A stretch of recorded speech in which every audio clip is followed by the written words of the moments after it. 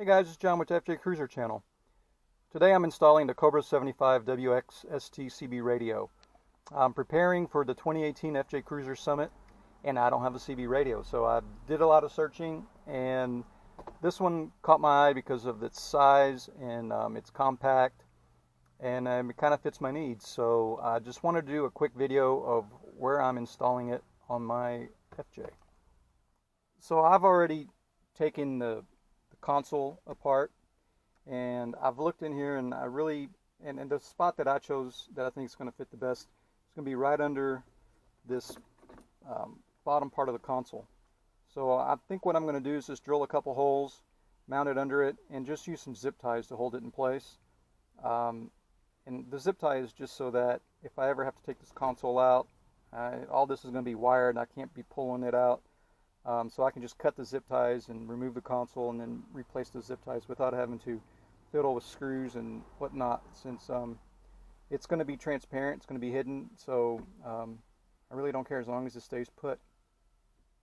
Alright, so I've got the holes drilled out and I want to mount it in this direction under it so that the connector into the CB radio, I can tuck it, you know, make it come out of the bottom side of the console down there. So the way I'm going to wire this is I'm going to run this wire back through the firewall and up to my fuse box. If you haven't seen my previous video, I built a fuse box with already preset with a bunch of relays that I'm connecting various components to. So this is just going to be one of those components. I'm getting a switch from CH4x4.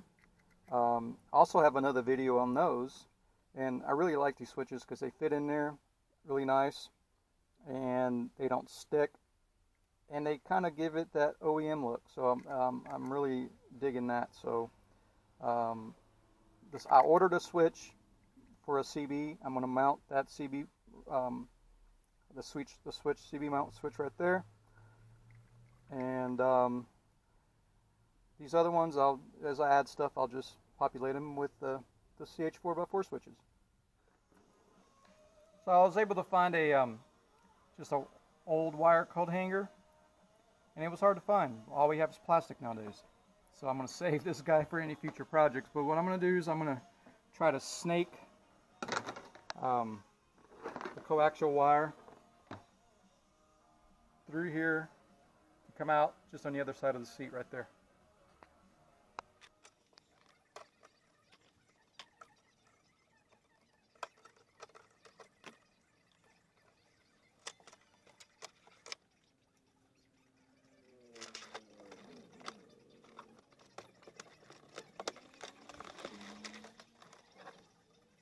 Wow, that was far easier than I thought it was going to be. Alright, so I fished the wire through there. I'm just going to tuck it behind all this panel and run it under this channel here and route it up and under and then back out to my module. So let me do that and show you what's next.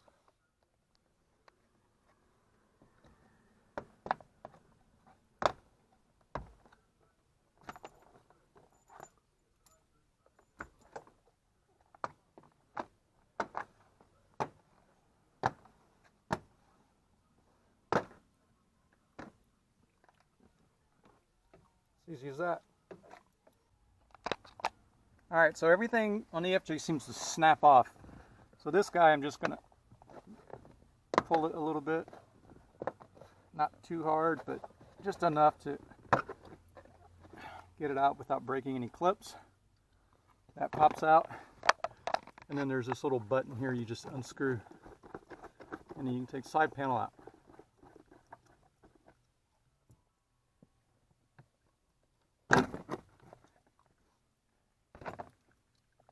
Cool. A lot more access now to run my wire up and over to there.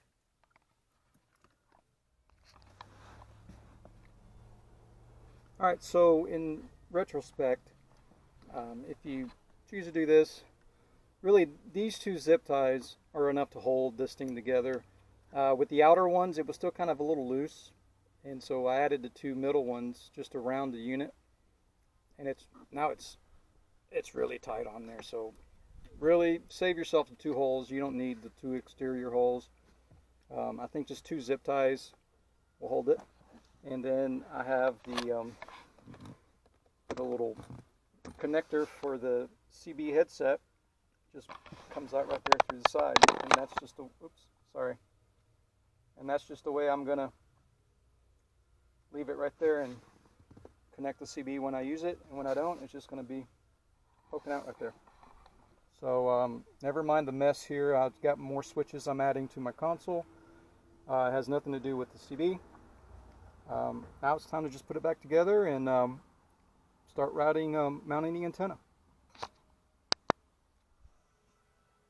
So the coax cable, basically I've got it coming through this mount. I cut a tiny slit on the back side where I'm going to where I routed the cable through. This way you don't see it from this side, and I'll put some silicone to seal it.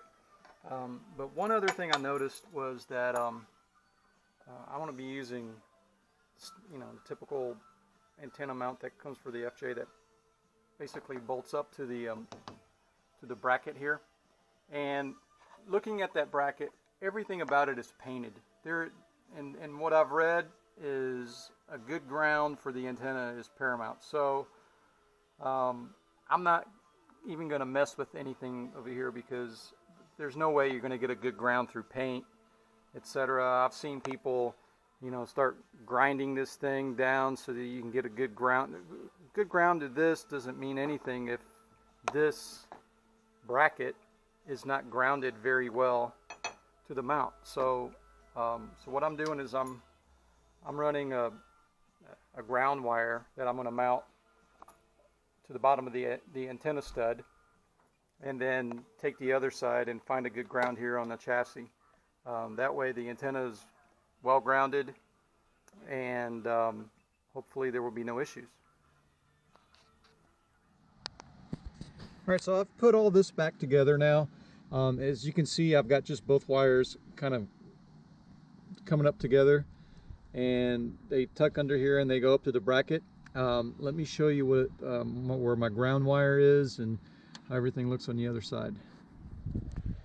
So if you can see, here's the cable that connects to that stud, and the ground wire comes up, and I have it connected, basically sandwiched in between this mount and the stud. So it's actually touching against this mount, and you want the ground to be on the bottom side of this connector, because on this side it's basically isolated from the bottom of the where this wire connects to. So this way your ground is on the correct side if you put it on the bottom side. And then my antenna, I basically have it connected to one of these quick disconnects. So when I'm not wheeling, I take the antenna off, and that's basically how she looks. So now let's do the SWR. So I've got my radio transmitter connected, and we're going to check the SWR. So the SWR meter that I picked up is basically this guy right here. It's a static PDC7. It was fairly cheap, and I'll put a link to where I got it. So the connection's pretty easy. You've got one side, the left is the antenna. That's going to connect to the wire that's going to the antenna. And you got the transmitter side, and it comes with this little short cable that connects from here to the radio. So let me connect that and we'll be right back. So I've got the SW meter connected now, and I'm not an expert at all on this. I've just done a little bit of reading. From what I understand though, basically the way you want to tune this, the reason why you want to tune this is because your signal, when you depress the transmitter, essentially sends a signal to the antenna, and you want to tune the reflectance that's coming back from the antenna back to the module. So if you get too much reflectance on your signal, then your SWR reading is going to be higher, and so essentially it makes this unit not as effective. Your wattage, your output is going to be severely impacted, so it's going to be lower. So the lower the SWR number you have on here, the one, if it's exactly one, it's a 1-to-1 ratio, so you have maximum output of your CB. So you want to get it as low as possible, and the way you do that, you just if it's too high already, if you're in the red and you can't do anything, it's probably you have a grounding problem.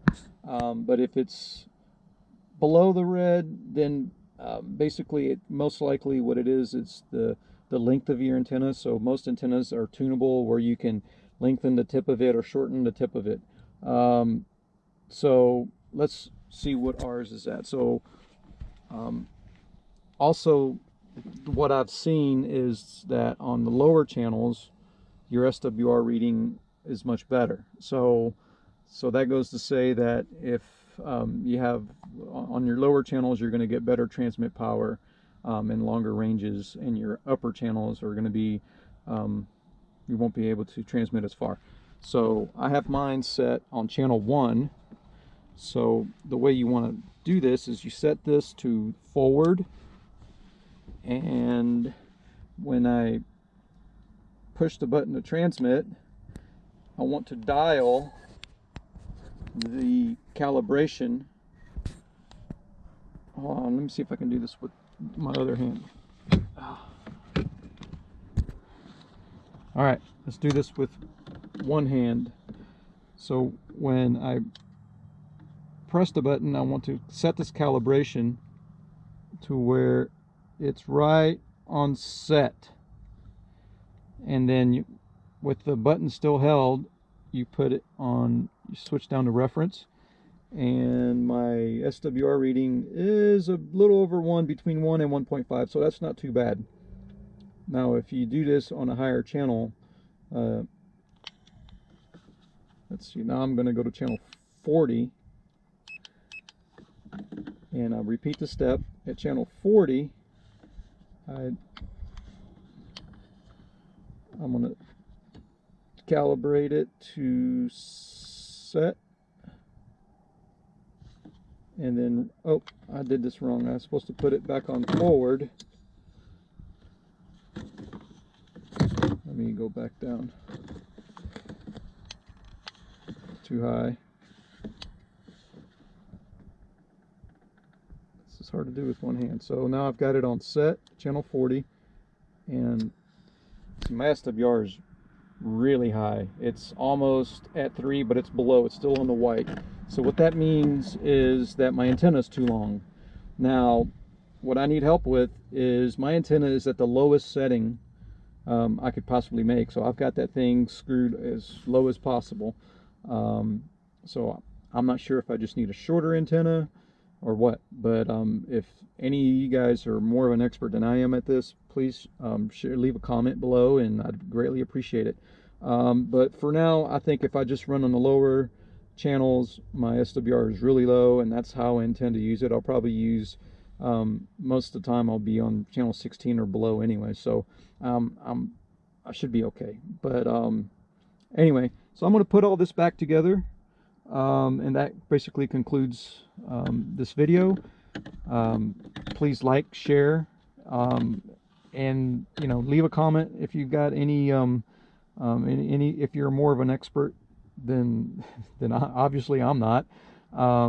Let me know what I'm doing, if there's any way I can improve my system. But right now everything seems to work pretty good. I've already used it a couple times and talked to people, and everything seems to work just fine. The radio is nice and loud. It's not too bad, and when I'm not using it, I just unscrew that little guy and put this guy away, and it's like I don't even have a radio. So anyway, thanks a lot for looking at this video. Like and share, and we'll see you next time. Bye.